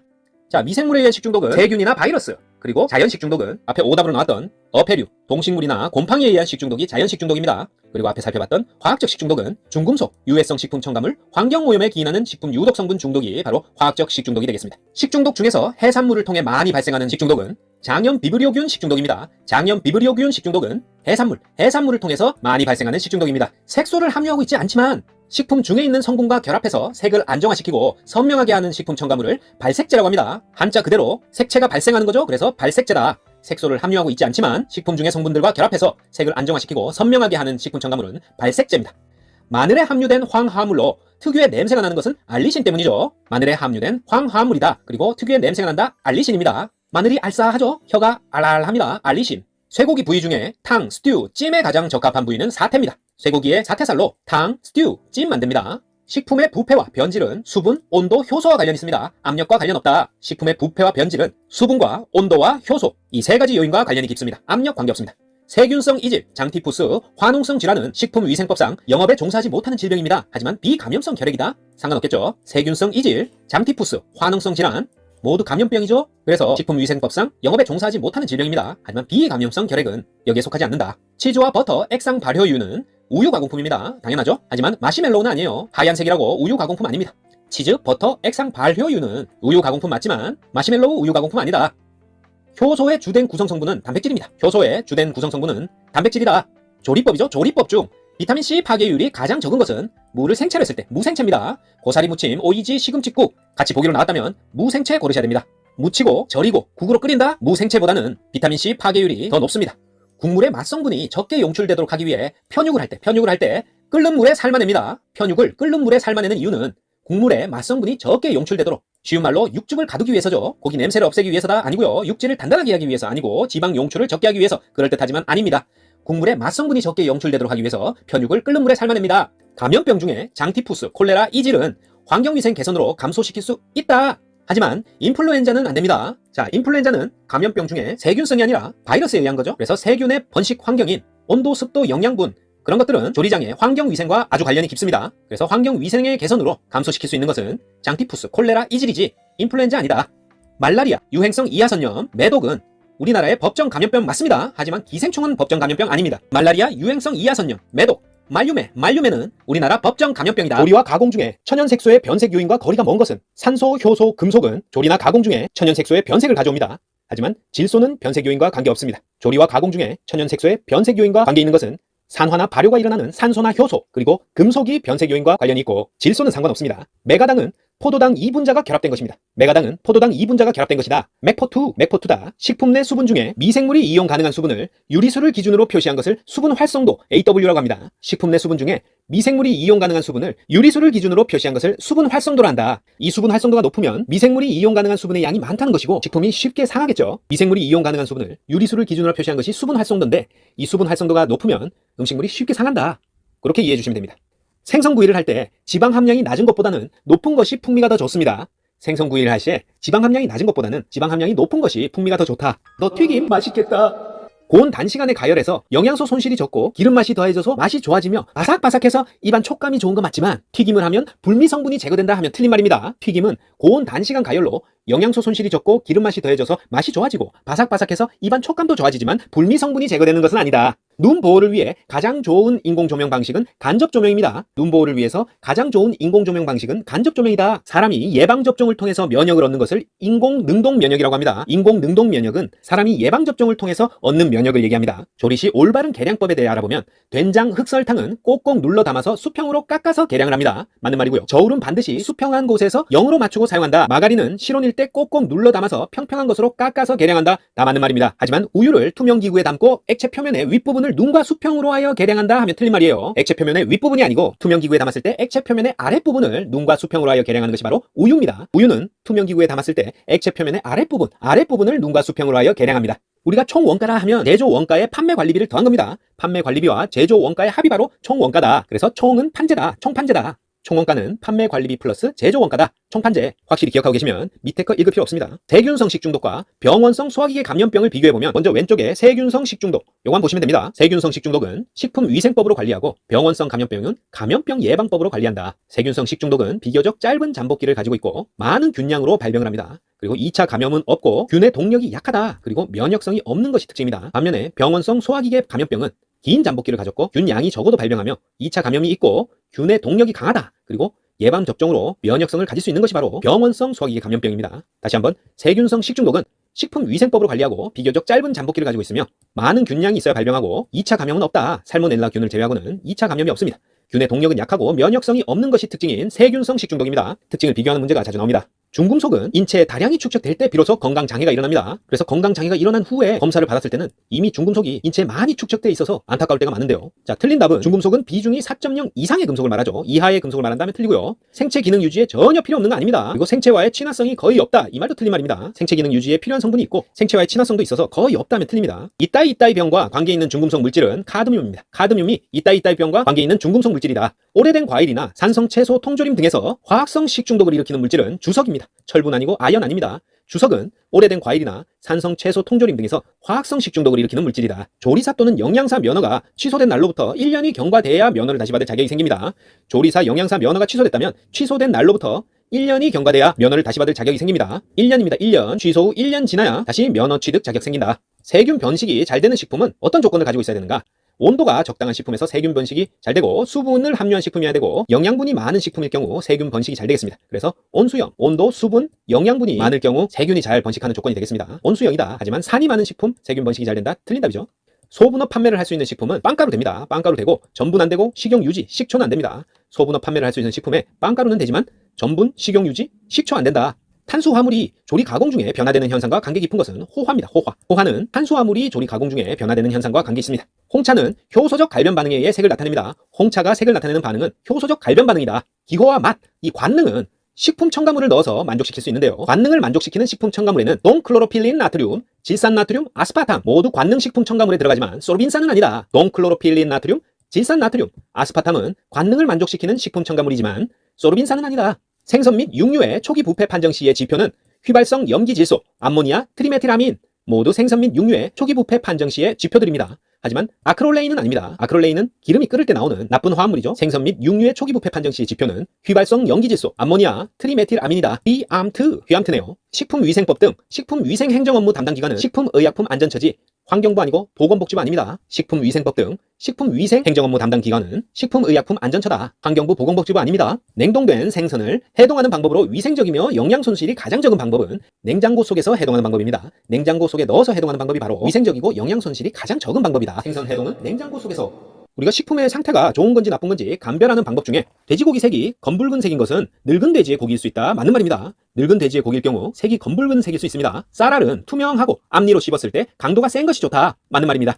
그리고 생선은 안구가 돌출되고 비늘이 단단하게 붙은 것이 좋다. 맞습니다. 생선 고를 때는 안구 돌출, 비늘이 단단하게 붙은 것을 골라야 됩니다. 하지만 닭고기의 뼈 관절 부위가 변색된 것은 변질된 건 아닙니다. 그래서 변질된 것으로 맛이 없다 하면 틀린 답이에요. 닭고기의 뼈 부위가 변색된 것은 냉동됐다가 해동해서 닭피의 적혈구 때문에 그런 거라고 합니다. 그래서 변질된 건 아니다. 알아두시고요. 색소를 보존하기 위한 방법으로 매실찌를 담글 때는 소엽, 차조기 잎을 넣는다 맞는 방법이고요. 연근을 졸일 때는 색소 보존을 위해서 식초를 넣습니다. 그리고 햄 제조 시에는 질산칼륨을 넣으면 색소를 보존할 수 있습니다. 하지만 녹색 채소를 데칠 때 식초를 넣는다고 녹색이 더 선명해지는 게 아니고 보통 소금을 넣습니다. 그래서 녹색 채소를 데칠 때 식초 넣는다 틀린 답입니다. 매실찌 담길 때 차조기, 소엽 넣고 연근 졸일 때 식초 넣는다, 햄 제조 시에는 질산칼륨 넣는다 다 맞는 답입니다. 그리고 녹색 채소 데칠 때는 식초 말고 소금 넣는다. 생선을 씻을 때 주의해야 될 사항을 보면 냉수를 사용하고 표면 점액은 잘 씻어냅니다. 그리고 칼집을 낸 후에는 더 이상 씻지 않습니다. 하지만 물에 소금을 10% 정도 타서 씻는다 너무 많아요. 바닷물 농도인 3.5% 정도 소금을 타서 씻는 게 맞습니다. 생선 씻을 때는 냉수 사용하고 표면 점액은 씻어내고 칼집을 낸 후에는 씻지 않는다. 그리고 물에 소금을 3.5% 탄다 해야지 10% 탄다 하면 너무 많습니다. 틀린 답이에요. 단맛 성분에 짠맛 성분을 혼합한다. 단짠이네요. 그랬을 때 단맛이 증가하는 현상은 맛의 대비 현상입니다. 단짠 대비다. 단맛 성분에 짠맛 성분을 혼합해서 단짠 했을 때 단맛이 증가하는 현상은 맛의 대비 현상이다. 단짠 대비 현상입니다. 브로멜린이 함유되어 있어 고기를 연하게 하는 고기 연화 시에 이용되는 과일은 파인애플입니다. 파인애플은 고기를 연화시킬 때 사용하는 과일로 브로멜린이 함유되어 있다. 우리가 신선하지 못한 달걀을 판정하는 방법은 달걀을 흔들어서 소리가 난다. 신선하지 않습니다. 그리고 삶았을 때 난황 표면이 암록색으로 쉽게 변하는 것도 신선하지 않은 달걀이에요.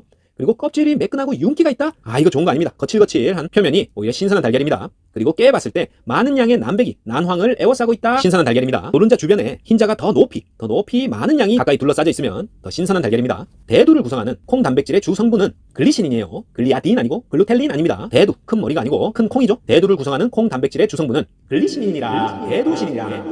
콩 단백질의 주 성분은 글리시닌, 대두신이라. 간장, 다시마 등의 감칠맛을 내는 주된 아미노산은 글루탐산입니다. 글루탐산은 간장, 다시마 등의 감칠맛을 내는 주된 아미노산입니다. 우유를 데울 때 가장 좋은 방법은 이중 냄비에 넣고 저으면서 데우는 겁니다. 가만히 두는 게 아니고 이중 냄비에 넣어서 저으면서 데운다. 뭐를? 우유를 데울 때 1g당 발생하는 열량이 가장 큰 것은 탄수화물, 지방, 단백질, 알코올 중에 지방입니다. 지방은 1g으로 9.45kcal의 열량을 내고 알코올은 7.1, 단백질은 5.65, 당질, 탄수화물은 4.1 kcal이네요. 이 중에 가장 적은 것은 탄수화물이 되겠고 열량이 가장 큰 것은 지방입니다. 9.45 kcal. 소음의 측정 단위는 dB, 데시벨입니다. 데시벨이 소음의 측정 단위다. dB로 나타납니다. 동물과 사람의 공통으로 감염되는 인수 공통 감염병으로 그 병원체가 세균인 것은 결핵입니다. 결핵은 인수 공통 감염병으로 병원체가 세균입니다. 하지만 일본 뇌염, 공수병, 광견병이죠. 이런 것들은 바이러스에 의해서 감염되는 것이지 병원체가 세균 아닙니다. 세균은 결핵. 일본 뇌염, 공수병, 광견병은 바이러스입니다. 음식물이나 식수에 오염되어서 입으로, 경구로 침입되는 감염병은 파라티푸스, 세균성 이질, 폴리오 있습니다. 파라티푸스, 세균성 이질, 폴리오는 음식물이나 식수에 오염되어서 경구로 침입되는 감염병이다. 하지만 유행성 이하선염, 볼거리죠. 볼거리는 RNA 바이러스가 침, 공기 등으로 전파되는 것이어서 음식물이나 식수에 오염돼서 경구로 침입되는 감염병이다. 여기에 속하지 않습니다. 파라티푸스, 세균성 이질, 폴리오가 여기에 속합니다. 버터의 대용품으로 식물성 유지인 것은 마가린입니다. 마가린은 버터의 대용품으로 사용되는 것 중에서 식물성입니다. 식물성 유지가 바로 마가린입니다. 편육을 할 때는 끓는 물에 고기를 덩어리째 넣고 삶는 게 좋습니다. 썰어서 넣는 게 아니고 편육을 할 때는 끓는 물에 고기를 덩어리째 넣고 삶는다. 육즙이 빠져나가지 않고 탱탱하게 삶는 가장 좋은 방법입니다. 젤라틴과 한천에 대한 설명으로 틀린 것을 찾으면 한천은 식물성 근원이고 젤라틴은 동물성 근원입니다. 한천은 보통 28도에서 35도에서 응고해서 온도가 낮을수록 빨리 굳습니다. 젤라틴은 젤리, 양과자 등에서 응고제로 쓰입니다. 다 맞는 말이고 젤라틴에 생 파인애플을 넣으면 단단하게 응고한다. 이게 틀린 답이에요. 생 파인애플은 그 안에 산이 젤라틴의 응고를 방해합니다. 자, 다시 한번. 한천은 식물성, 젤라틴은 동물성입니다. 한천은 보통 28에서 35도에서 응고하고 온도가 낮을수록 빨리 굳는다. 한천. 그리고 젤라틴은 젤리, 양과자 등에서 응고제로 쓰입니다. 하지만 젤라틴이 생 파인애플을 넣었을 때 단단하게 응고된다 하면 틀린 답이에요. 공중보건학의 목표는 지역사회 보건 수준 향상, 건강유지, 질병 예방이지 질병을 치료하는 기능 없습니다. 공중보건학의 목표는 지역사회 보건 수준 향상, 건강유지, 질병 예방이 목표지 질병 치료가 목표가 아니다. 폴리오는 생균을 사용해서 예방접종을 하면 면역성을 가지게 됩니다. 폴리오는 사백신 아니고 생백신, 라이브 백신을 사용해서 예방접종을 한다. 폴리오 생균입니다. 돼지고기를 날것으로 먹거나 불안전하게 가열해서 섭취했을 때 감염되는 유구조충입니다. 무구조충 아니고 이렇게 생긴 유구조충에 감염되는데 돼지고기를 날것으로 먹거나 불안전하게 가열 시 이 징그러운 유구조충이 우리 몸속으로 들어오게 되겠습니다. 아이고 징그러. 스파게티와 국수 등에 이용되는 문어나 오징어 먹물의 색소는 멜라닌 색소입니다. 문어나 오징어 먹물의 색소로 스파게티와 국수 등에 이용된다. 멜라닌 색소예요. 단체 급식을 하는 목적은 우리 학생이나 노약자, 피급식자들의 건강의 회복, 유지, 증진을 도모한다. 그리고 영양교육과 음식의 중요성 교육으로 바람직한 급식을 실현한다. 피급식자의 식비를 경감한다. 모두 단체 급식의 목적이 맞고요. 하지만 피급식자에게 물질적 충족을 준다? 틀린 답입니다. 단체 급식 먹는다고 부자가 된 느낌이 드는 건 아니에요. 식비를 경감할 수는 있지만 그거 아껴서 부자가 되는 건 아니다. 물질적 충족을 준다 하면 틀립니다. 조미의 기본 순서는 설소간식입니다. 설소간식이 조미의 기본 순서다. 설탕, 소금, 간장, 식초 순입니다. 설소간식. 상식적으로도 나물 무치거나 국 끓일 때 식초부터 붓지는 않습니다. 그래서 설탕, 소금, 간장, 식초 순이다. 설소간식. 상수 처리 과정 중에서 가장 마지막 단계는 급수입니다. 급수. 우리가 한강물, 낙동강물, 상수원에서 물을 끌어와서 수돗물로 만드는 과정, 상수 처리 과정은 침사, 침전, 여과, 소독, 급수순입니다. 사전, 여소급 이렇게 외우면 됩니다. 사전, 여소급이다. 상수 처리 과정은 사전에 여과하고 소독해서 급수합니다. 침사가 먼저고 그 다음에 침전하는 거예요. 가장 마지막 단계는 급수죠. 하수 처리는 예비 처리, 본 처리, 온이 처리 순서입니다. 자, 온이 처리가 가장 마지막이다. 예비는 가장 먼저, 그 다음에 본 처리하고 온이 처리 순서다. 하수 처리 순서입니다. 상수 처리는 사전, 여소급. 자, 규폐증은 대표적인 진폐증으로 마른 기침과 호흡곤란이 주 증상입니다. 먼지 입자의 크기가 0.5에서 5 마이크로미터일 때 가장 잘 발생하고 암석 가공, 도자기, 유리 제조업 등의 근로자들에게 많이 발생하는 병이 바로 규폐증입니다. 하지만 일반적으로 위험 요인에 노출된 근무 경력이 1년 이후부터 자각 증상이 발생한다 하면 틀려요. 이 자각 증상은 스스로 알게 되는 거죠. 이게 처음에는 잘 모릅니다. 그리고 5년, 6년, 10년, 길게는 30년 후에 이 자각 증상이 발생하기도 하는 게 규폐증입니다. 대상 집단의 조직체가 급식 운영을 직접 하는 형태는 직영급식입니다. 직영급식은 대상 집단의 조직체가 급식 운영을 직접 하는 형태다. 직영급식. 수라상의 반찬 가지수는 12첩입니다. 수라상의 잔품 가지수는 12첩이다. 덩어리 육류를 건열로 표면에 갈색이 나도록 구워서 내부 육즙이 빠져나오지 않게 한 후 소량의 물과 우유와 함께 습열 조리를 하는 것을 브레이징이라고 합니다. 브레이징은 주로 덩어리 육류를 먼저 건열로 표면에 갈색이 나도록 구워서 내부 육즙이 빠져나오지 않게 한 후에 소량의 물이나 우유와 함께 습열 조리를 하는 것입니다. 브레이징. 기억해 두시고 한천 젤리를 만든 후에 시간이 지나면 표면으로 수분이 빠져나오는 현상을 이장현상이라고 합니다. 이장현상은 한천 젤리를 만든 후에 시간이 지나면 표면으로 수분이 빠져나오는 현상입니다. 이장현상. 자, 인분을 사용한 밭, 똥을 밭에다 사용했을 때 특히 경피적 감염을 주의해야 하는 기생충은 십이지장충입니다. 똥거른 밭에서는 십이지장충을 조심해라. 인분을 사용한 밭에서 경피적 감염을 주의해야 하는 기생충은 십이지장충입니다. 자, 무구조충, 민촌충 감염의 올바른 예방 대책은 소고기를 반드시 가열해서 섭취하는 것입니다. 무구조충, 민촌충 감염의 올바른 예방 대책은 소고기의 가열 섭취다. G에 의해서 옮겨지는 감염병은 패스트입니다. 이 패스트 옮기는 G는 G패버려야 됩니다. G패스트, G패스트. 중금속과 중독 증상의 연결이 잘못된 것을 한번 찾아보면 카드뮴은 이따이 병이죠. 신장 기능 장애를 가져옵니다. 그리고 크롬은 비중격 천공, 비중격에 구멍이 뚫리는 무서운 증상을 가져오는 크롬. 그리고 수은은 홍독성 흥분입니다. 하지만 납은 섬유화 현상 아니고 사지마비, 조혈기능 장애를 가져옵니다. 카드뮴은 신장기능 장애, 크롬은 비중격 천공, 수은은 홍독성 흥분. 하지만 납은 섬유화 현상 아니고 사지마비, 조혈기능 장애를 가져옵니다. 국소 진동으로 인한 질병, 직업병의 예방 대책은 보건교육을 하고 작업시간을 단축하고 완충장치를 한다. 다 진동으로 인한 질병, 직업병의 예방 대책이 맞지만 방열복을 착용하는 것은 진동하고는 관계없겠죠. 열을 막아주는 거니까 진동으로 인한 질병과는 관련 없다. 보건교육, 작업시간 단축, 완충장치는 예방 대책 맞다. 쓰레기 처리 시에 미생물까지 사멸하는데 아주 효과적이고 하지만 대기오염 물질을 유발한다. 어떤 방법이죠? 소각법입니다. 소각법. 다 태워버리는 거죠. 태워버리면 미생물까지 완전히 사멸시키지만 대기오염을 유발한다. 소각법입니다. 평생 매일매일 섭취해도 아무런 장애가 일어나지 않는 최대량을 1일 섭취 허용량이라고 합니다. ADI. 매일 섭취해도 아무런 장애가 일어나지 않는 최대 수치는 바로 1일 섭취 허용량이지 50% 치사량 최대 무작용량 아닙니다. 자, 1일 섭취 허용량은 1일 체중 킬로그램당 미리그램 수로 표시하는데요. 매일 섭취해도 아무런 장애가 일어나지 않는 최대량을 의미합니다. 1일 섭취 허용량이다. 바지락 속에 들어있는 독성분은 베네루핀입니다. 베네루핀은 바지락에 들어있는 독성분이다. 바지락, 베네루핀, 바지락, 베네루핀입니다. 독성분 짝짓기 한번 해보면 솔라닌 감자싹이고요. 무스카린은 광대버섯 등의 버섯류, 그리고 아마니타 톡신도 독버섯에서 발견되는 독성분입니다. 자, 식중독의 잠복기가 아주 짧은 것은 황색 포도상구균 식중독입니다. 잠복기가 1시간에서 6시간밖에 안 되는 것이 황색 포도상구균 식중독인데요. 장염 비브리오 식중독은 10시간이고 장구균 식중독은 평균 10시간입니다. 살모넬라균 식중독도 12시간에서 36시간이 지나야 증상이 나타나기 때문에 식중독 잠복기가 가장 짧은 것은 황색 포도상구균 1시간에서 6시간의 잠복기를 가진 식중독이다. 김치에 존재하는 이 시큼한 맛, 이 산에 의해서 섬유소가 단단해지기 때문에 이 신김치는 오래 끓여도 쉽게 연해지지 않는 겁니다. 이거 맞는 말입니다. 김치에 존재하는 산에 의해서 섬유소가 단단해지기 때문에 신김치는 오래 끓여도 쉽게 연해지지 않는다. 그 이유가 산에 의해 섬유소가 단단해지기 때문이다. 요거 기억하시고요. 적외선에 속하는 파장은, 자, 우리가 광선의 파장이 자외선이 가장 짧고요. 그 다음에 가시광선, 적외선 순인데요. 가시광선의 범위를 알면 자외선과 적외선의 파장 범위도 바로 생각해내실 수 있습니다. 가시광선이 380에서 780 나노미터니까 자외선은 그보다 짧겠고 적외선은 그보다 길겠죠? 그래서 적외선은 가시광선보다 파장이 기니까 780보다 긴 800 나노미터다. 그러면은 적외선이 속하는 파장이 되겠습니다. 자외선은 380 나노미터 아래쪽이겠죠? 그보다 짧은 파장이 바로 자외선의 파장이다. 매개 곤충과 질병을 바르게 한번 짝지어보면, 자, 지금은 별로 없는 이는 발진 티푸스를 매개합니다. 아까 쥐하고 이 벼룩은 패스트입니다. 패스트를 매개하는 동물이 되겠고, 그 다음에 모기는 사상충증입니다. 그리고 쥐와 설치류들은 렙토스피라증을 매개하는 동물입니다. 여기 동물이겠네요. 매개 곤충이 아니라. 다시 한번, 이는 발진 티푸스, 쥐와 벼룩은 패스트, 그리고 모기는 사상충증, 쥐 같은 설치류들은 렙토스피라증입니다. 냉동식품의 특징은 미생물 발육을 저지하여 장기간 보존 가능하다 하면 맞고요. 저장 중 영양 손실이 적다. 그리고 산화를 억제하여 품질 저하를 막는다. 다 맞는 말입니다. 하지만 완만하게 동결해서 조직이 좋다 하면 틀리겠죠. 급속 동결해야 조직이 그대로 살아있습니다. 그래서 냉동식품은 완만 동결 아니다. 생선에 레몬즙을 뿌리면은 생선 비린내가 감소하고 산성이 돼서 미생물 증식이 억제되고 단백질이 응고됩니다. 다 맞는 말이고요. 하지만 신맛이 가해져서 생선이 부드러워진다 하면 틀린 말입니다. 단백질이 응고되기 때문에 더 탱탱해지고 식감이 살아나지 생선이 부드러워진다 하면 틀립니다. 식혜를 만들 때 엿기름을 당화시키는 데 가장 적합한 온도는 50에서 60도입니다. 식혜를 만들 때 엿기름을 당화시키는 데 가장 적합한 온도는 50에서 60도다.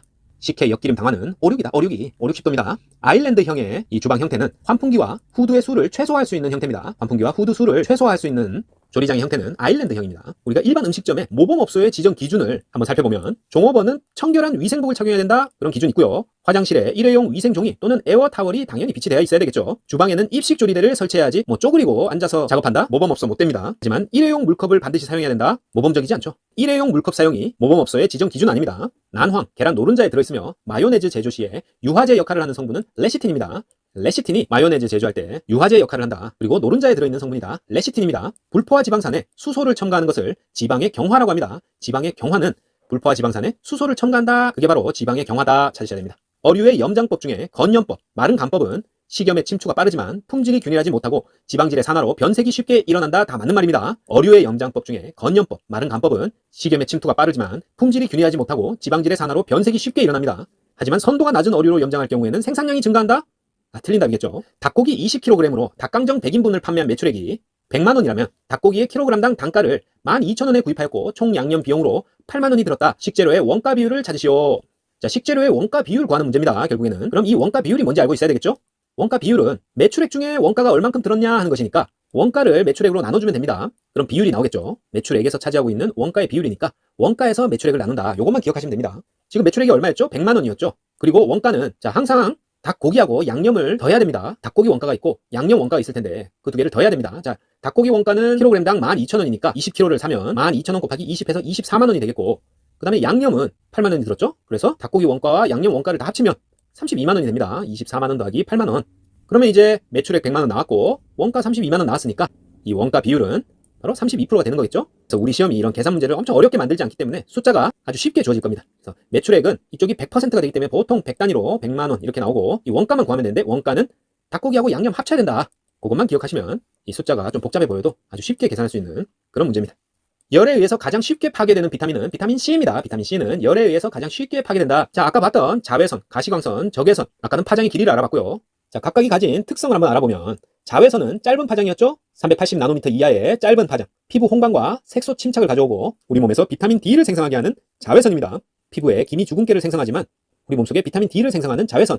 이 가시광선은 우리 눈이 볼 수 있게 하죠. 색채를 부여하고 명암을 구분할 수 있게 해주는 아주 고마운 가시광선입니다. 그리고 적외선은 파장이 길고 780 이상으로 길고 따뜻한 게 특징입니다. 그리고 일사병과 백내장을 유발할 수도 있다. 이 장점과 단점을 모두 가진 자외선과 적외선입니다.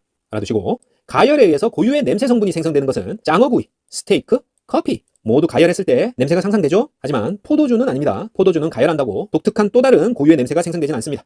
짱어구이, 스테이크, 커피는 가열했을 때 고유의 냄새 생성된다. 연제품 제조 시에 탄성력을 위해서 꼭 첨가해야 하는 것은, 이 연제품이란 것은 고기를 갈아서 다져서 만든 어육이나 소시지 제품 뭐 그런 겁니다. 이런 연제품 제조 시에 탄성력 증대를 위해서 꼭 첨가하는 것은 소금입니다. 소금, 다른 성분 아니고 소금을 넣어서 짭짤해야 탄성력이 증가된다. 식품위생법상 출입, 검사, 수거와 관련해서 관계 공무원은 영업소의 식품 또는 영업시설 검사를 실시할 수 있다. 맞고요. 필요에 따라 영업장부 또는 서류 열람이 가능하다. 출입, 검사, 수거 또는 열람 시에 그 권한을 표시하는 증표를 지니고 이를 관계인에게 내보여야 한다. 당연한 말이죠. 하지만 관계 공무원은 영업상 사용하는 식품 등의 검사를 위해서 필요한 최소량이더라 하더라도 무상으로 수거할 수 없다? 아닙니다. 무상으로 수거할 수 있습니다. 뭔가 문제가 있어 보이니까 검사를 하려고 수거해 가는 거겠죠? 공무원이 맛집에 찾아와서 공짜로 먹으려고 검사 좀 해봅시다 이런 거 아니에요. 그래서 검사를 위해서 필요한 최소량은 무상으로 수거할 수 있다 해야지, 최소량이더라도 무상으로 수거할 수 없다 하면 틀립니다. 밀가루 반죽 시에 넣는 첨가물들은 소금, 설탕, 유지, 달걀이 있습니다. 자, 각각의 기능은, 유지는 글루텐 구조 형성을 방해해서 반죽을 부드럽게 한다. 맞는 말입니다. 하지만 소금은 점성을 증가시키지 글루텐 단백질을 연화시키고 밀가루 반죽의 점탄성을 떨어뜨린다 하면 틀렸겠죠. 그리고 설탕은 유지와 마찬가지로 글루텐 결합을 방해합니다. 그래서 글루텐 망사 구조를 치밀하게 해서 반죽을 질기고 단단하게 한다 하면 이건 소금이지 설탕 아닙니다. 그리고 마지막으로 달걀을 넣고 가열하면 단백질의 연화작용, 벌써 틀렸죠? 단백질은 응고작용, 부드럽게 하는 게 아니고 단단하게 뭉쳐지게 됩니다. 반죽이 부드러워진다. 틀렸습니다. 그래서 다시 한번 보면 유지는 글루텐 구조 형성을 방해해서 부드럽게 하는 거 맞고요. 소금은 점탄성을 증가시키고 글루텐 망사 구조를 치밀하게 하고 반죽을 질기고 단단하게 하는 게 소금이고, 설탕은 글루텐 결합을 방해하고 달걀을 넣고 가열하면 단백질이 응고된다. 반죽이 부드러워진다 하면 틀렸습니다. 생선의 자기소화 원인은 단백질 분해 효소입니다. 단백질 분해 효소가 바로 생선의 자기소화 원인인데, 이 자기소화라는 것 자체가 이 미생물의 활동이기 때문에 이게 생선의 숙성과도 관련이 있고 이 생선의 비린내하고도 관련이 있습니다. 그런데 그 원인을 찾으라 하면 단백질 분해 효소, 이렇게 답을 찾으셔야 됩니다. 식품의 제조 공정 중에서 발생하는 거품을 제거하기 위해 사용되는 식품 첨가물은 소포제다. 미생물의 발육을 억제하여 부패나 변질을 방지할 목적으로 사용되는 것은 안식향산 나트륨입니다. 미생물의 발육을 억제, 그리고 부패나 변질을 방지, 그게 키워드죠. 그래서 식품을 안심하고 먹을 수 있게 만드는 안식향산 나트륨입니다. 안심향산 나트륨. 경구성 감염병과 비교할 때 세균성 식중독의 특성은 잠복기가 짧다, 이거 맞습니다. 여름에 세균성 식중독 걸리면은 그날 저녁 바로 뉴스에 나오죠. 바로 배 아프고 설사하고 난리 납니다. 어디 급식에서 집단 발병했다, 바로 뉴스에 나옵니다. 그래서 세균성 식중독은 잠복기가 짧다. 소량의 균으로 발병한다. 이건 경구 감염병이죠. 세균성 식중독은 많은 양의 균으로 발병합니다. 그리고 2차 발병률이 매우 높다. 이것도 경구 감염병의 특징이고요. 세균성 식중독은 2차 발병률이 낮습니다. 그리고 수인성, 물을 오염시켜서 감염되는 그런 경우가 많다. 그건 경구 감염병이나 세균성 식중독이나 공통되는 상황입니다. 그래서 경구 감염병과 비교해서 세균성 식중독의 특성을 살펴보면 잠복기가 짧다, 대량의 균으로 발병한다, 2차 발병률 낮다, 그런 특성을 가지고 있습니다. 세균성 식중독, 화학물질에 의한 식중독으로 일반 중독 증상과 시신경의 염증으로 실명의 원인이 되는 물질은 메틸알코올입니다. 보통 술의 원료가 되는 에틸알코올 말고 공업용으로 많이 쓰죠. 이 메틸알코올은 화학물질에 의한 식중독을 유발합니다.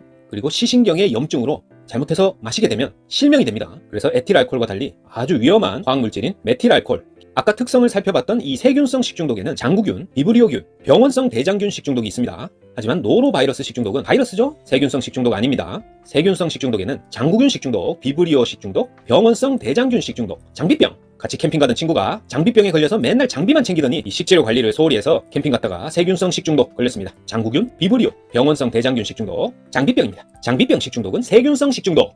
효소에 의한 갈변을 억제하는 방법으로 옳은 것은 우리가 사과를 칼로 깎아서 방치하게 되면 공기 중 산소와 반응해서 이 갈변이 되게 되는데, 대표적인 효소에 의한 갈변입니다. 그 갈변을 억제하는 방법은 환원성 물질을 첨가한다. 효소에 의한 갈변을 억제하는 방법은 환원성 물질 첨가다. 자, 탄수화물, 지방, 단백질 중에 탄수화물에 대해서 한번 총정리를 해보겠습니다. 탄수화물을 구성하고 있는 물질은 탄소, 수소, 산소입니다. 탄소는 C죠, 수소 H, 산소는 O입니다. 그래서 탄수산이죠. 그래서 탄수화물은 탄수산으로 되어 있다. 탄수산물. 탄수화물은 탄수산물입니다. 탄소, 수소, 산소로 이루어져 있고 질소 없습니다. 단백질의 구성원소에 포함되는 질소는 없고, 지방은 성분이 같아요. 탄소, 수소, 산소로 되어 있어요. 하지만 단백질은 탄소, 수소, 산소 더하기 질소가 포함되어 있다. 그래서 이 탄수화물을 가장 작은 단위로 쪼개면 이 단당류가 됩니다. 단당류에는 5탄당과 6탄당이 있는데, 자, 그림으로 보시면 이 결합 구조와 원소까지 상세히 아실 필요는 없고, 이 5탄당과 6탄당에 어떤 것들이 있나 정도만 아시면 됩니다. 이 왼쪽에 5탄당에는 우리 몸에 RNA, DNA 들어보셨죠? 유전자 정보인 이 RNA를 구성하고 있는 리보스와 DNA를 구성하고 있는 디옥시리보스, 5탄당에 속하고요.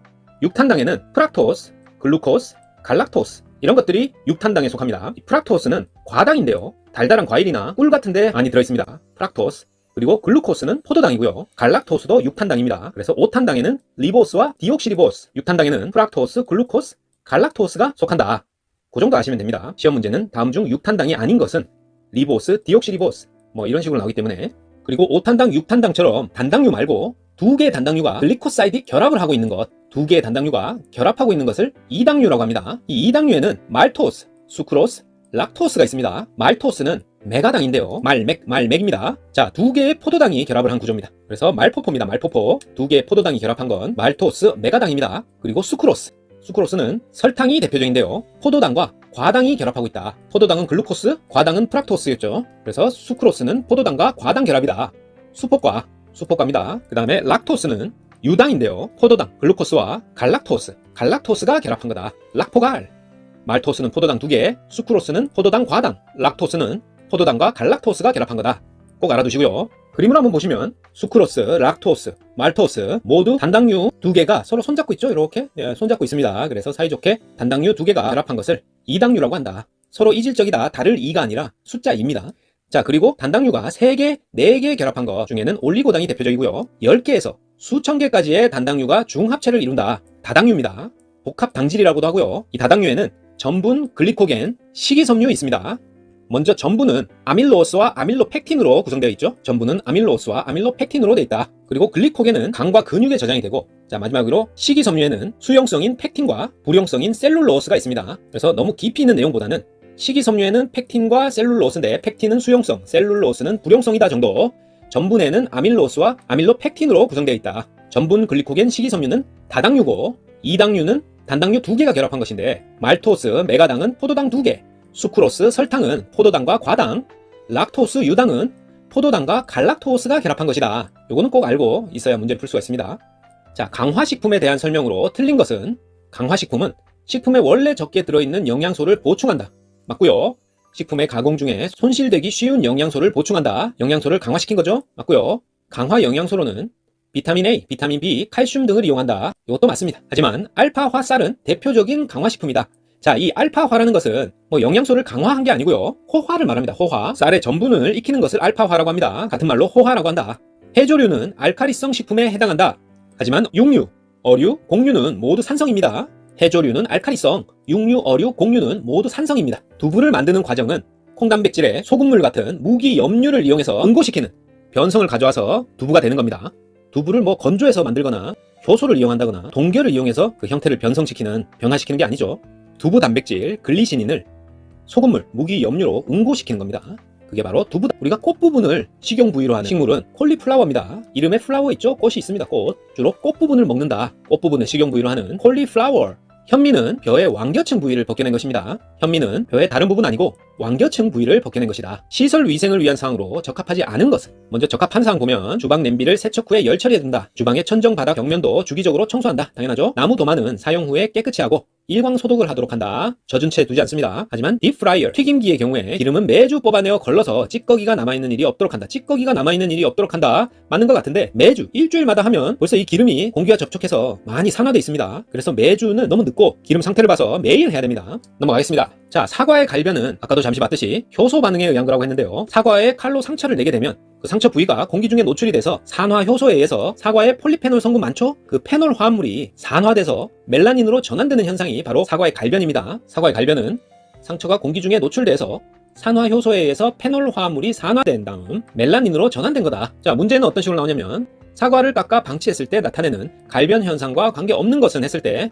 산화효소 관계 있죠? 산소 관계 있습니다. 페놀류, 사과의 폴리페놀이 산화된다고 했죠? 갈변과 관련 있고 섬유소 관계 없습니다. 사과의 갈변은 상처가 공기 중에 산소에 노출돼서 산화효소에 의해서 페놀 화합물이 산화돼서 멜라닌으로 바뀌는 현상이다. 자, 아까 탄수화물에 대해서 알아봤는데요. 이 다당류에는 간과 근육에 저장된다고 했던 글리코겐 들어가죠? 그리고 펙틴. 자, 식이섬유 중에 수용성 식이섬유였던 펙틴, 다당류 들어가고 글루코만난, 이것도 다당류에 속합니다. 글루코만난. 곤약이나 이 식이섬유의 일종입니다. 하지만 젤라틴은 아니다. 젤라틴 다당류가 아니고 젤라틴은 콜라겐에서 유래한 단백질입니다. 젤라틴은 콜라겐에서 유래한 단백질이 86%, 수분이 12% 이렇게 구성되어 있습니다. 그래서 다당류에는 글리코겐, 펙틴, 글루코만난, 식이섬유와 그리고 전분이 또 다당류겠죠? 전분이 아밀로펙틴과 아밀로스로 이루어진 전분이 또 다당류가 되겠습니다. 식품 재고 관리 방법 중에 최근에 구입한 식품부터 사용하고 그래서 가장 오래된 물품이 재고로 남게 되는 것은 최근에 구입해서 창고로 들어온 거죠. 그러니까 후입이다. 그걸 먼저 사용하려고 창고에서 출고되니까 후입 선출법이다. 가장 나중에 창고로 들어온 게 먼저 사용하려고 나간다. 후입 선출법. 근데 그렇게 되면 가장 오래된 물품이 재고로 남아서 유통기간 지나서 버리게 될 수도 있겠죠. 당장 사용하는 것은 신선하겠지만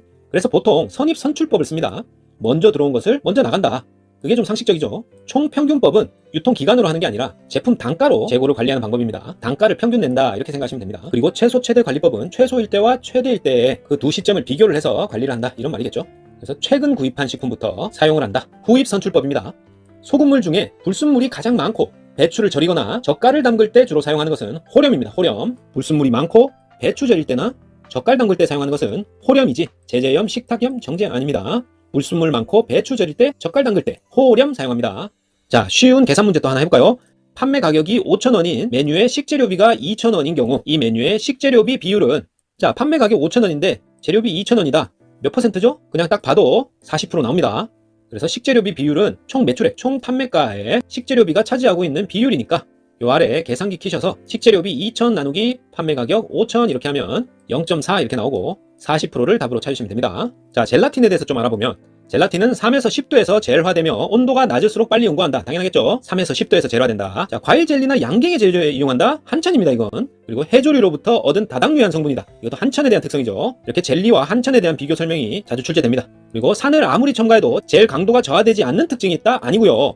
젤라틴에 산 첨가하면 강도가 저하됩니다. 그래서 3에서 10도에 젤화되고 온도 낮을수록 빨리 응고한다 이건 맞고 과일 젤리, 양갱, 해조류로부터 얻은 다당류다 한천이고요. 젤라틴은 산을 첨가할 때 강도가 저하된다. 이 정도 알아두시고 물품의 검수와 저장을 하는 곳에 꼭 필요한 집기는 저울과 온도계입니다. 자, 계량컵과 계량 스푼 아니에요. 꼭 맞는 것 같지만 검수와 저장하는 곳에 스푼으로 하루 종일 할 수 없습니다. 그냥 저울로 답니다. 그리고 온도가 중요하기 때문에 온도계 꼭 필요합니다. 저울과 온도계다. 검수와 저장하는 곳에서 꼭 필요한 집기류는 저울과 온도계다.